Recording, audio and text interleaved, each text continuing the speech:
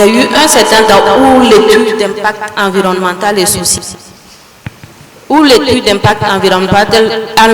et social a eu des soucis lors de la mise en œuvre, puisque l'étude d'impact est obligatoire pour l'implantation de la mine. Après l'implantation de la mine, lors de cette mise en œuvre-là, on remarque qu'il y a eu beaucoup de désaccords et de conflits. Que faites-vous de cette lecture?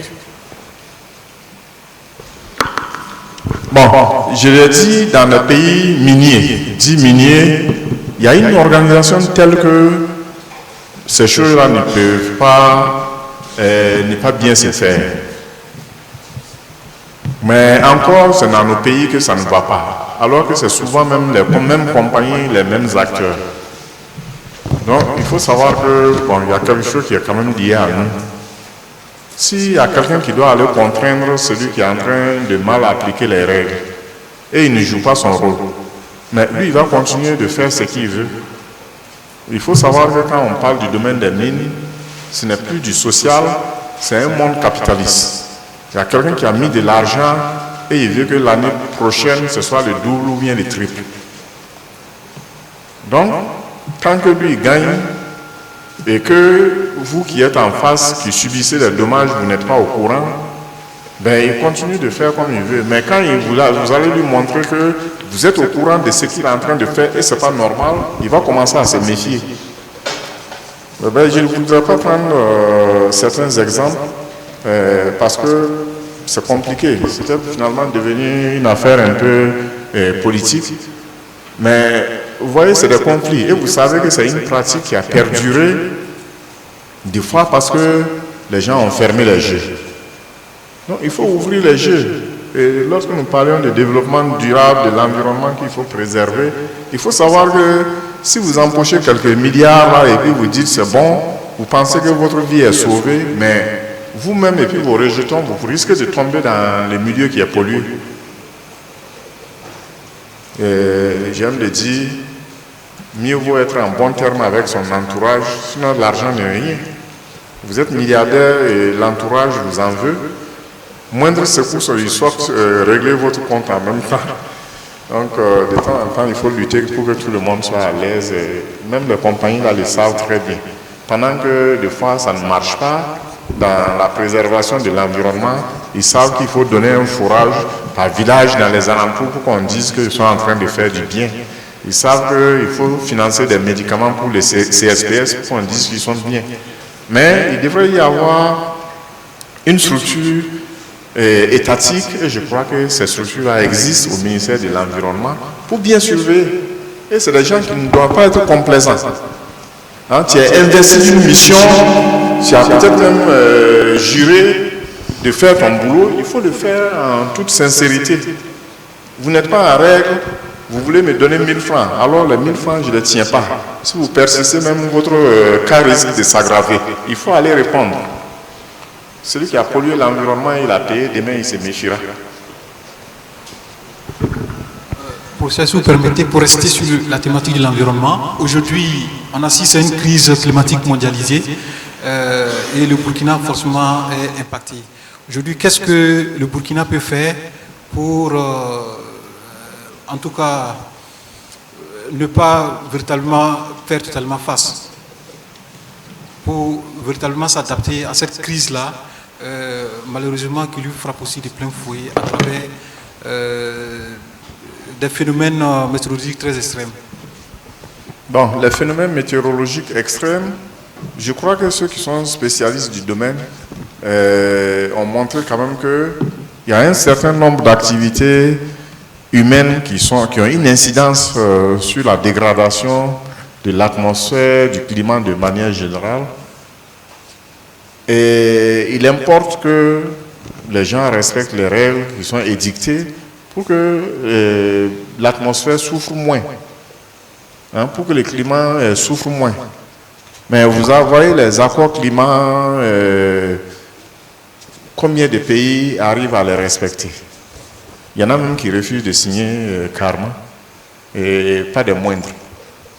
Les grands pays, 10 grands pays, ils refusent de signer. Parce qu'eux, ils ont leur intérêt dans leur industrie. On dit souvent que l'Afrique, elle est moins pollueur, mais l'Afrique, c'est le continent qui subit le plus. Mais voilà, on vit, on va dire, cette réalité. Mais qu'est-ce que nous pouvons faire? Si les autres n'ont pas arrêté leurs émissions de gaz à effet de serre, est-ce que nous pouvons les contraindre? Où? Et l'affaire a été transformée simplement, c'est que les pollueurs payent, mais si vous avez les moyens, vous pouvez continuer de polluer et puis payer.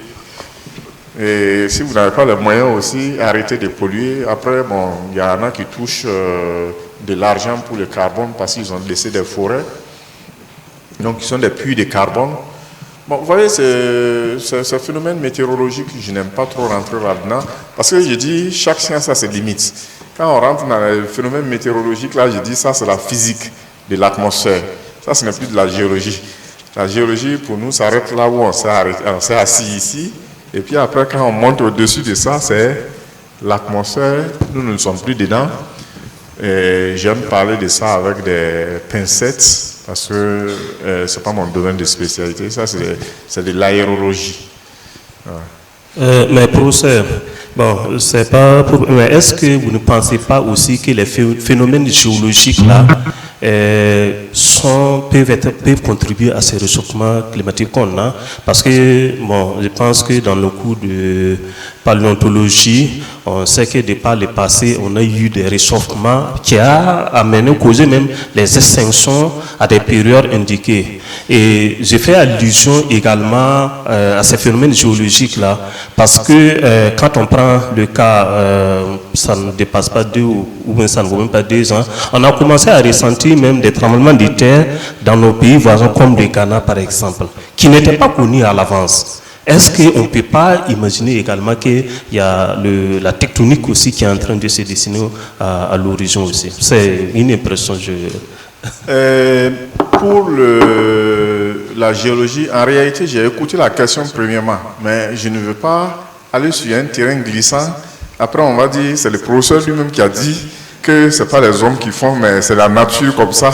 Sinon, effectivement, on sait que dans les cycles de la Terre, il y a eu des périodes de réchauffement sans que l'homme ne soit sur la Terre.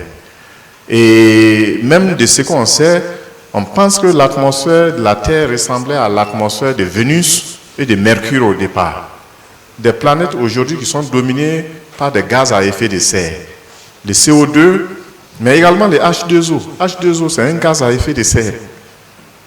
Mais après, la Terre a su massifier son oxygène et l'hydrogène pour que l'eau existe et ainsi de suite. Mais c'est parce qu'il y a eu un échange entre l'atmosphère de la Terre et la croûte.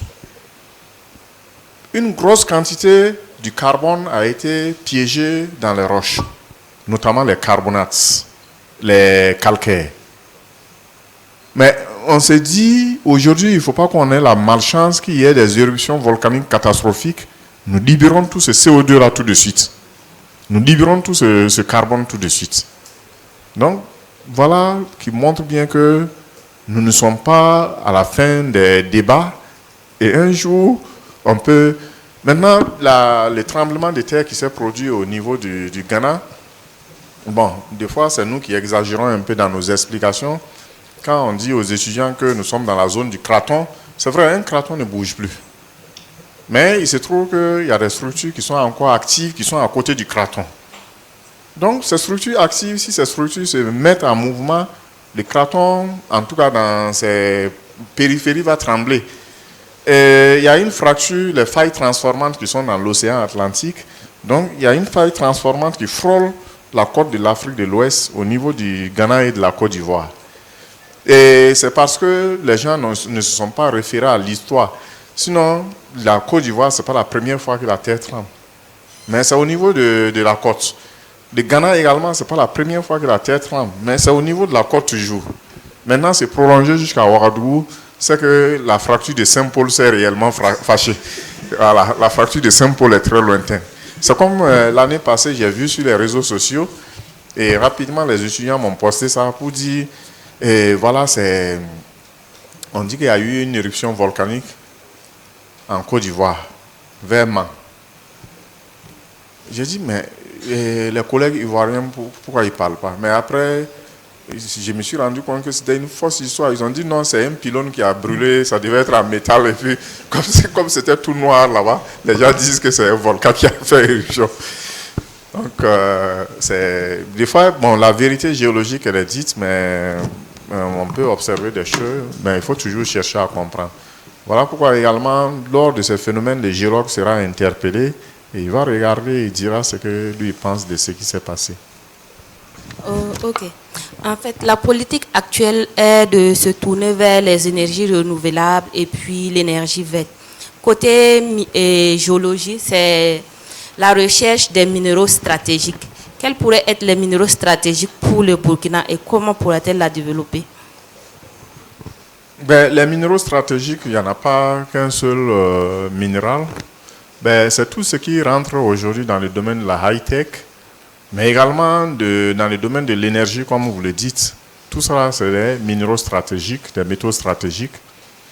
Donc, je crois que aujourd'hui, le Burkina est en train de s'orienter vers la recherche de ces substances-là.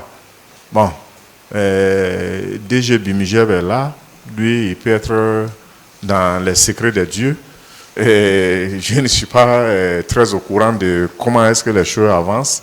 Mais je sais qu'il n'y a même pas un pays aujourd'hui qui ne s'est pas lancé sur ce chemin-là. Voilà. Maintenant, les énergies renouvelables, c'est également une autre alternative. Mais jusqu'à un passé récent, on montrait toujours que les hydrocarbures étaient pourvoyeurs de 80% de l'énergie utilisée par les humains. C'est les 20 autres pourcents qui se répartissaient entre les énergies renouvelables et les nouvelles énergies comme le lithium et tout ça. Mais pour l'essentiel, c'était toujours les hydrocarbures. Mais aujourd'hui, résolument, les gens sont tournés vers ces énergies renouvelables et les énergies moins polluantes au détriment des hydrocarbures qui produisent justement beaucoup de gaz à effet de serre. Donc, c'est une chose dans laquelle il faut forcément que tous les pays s'inscrivent.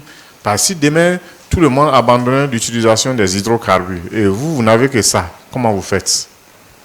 Donc, c'est ça.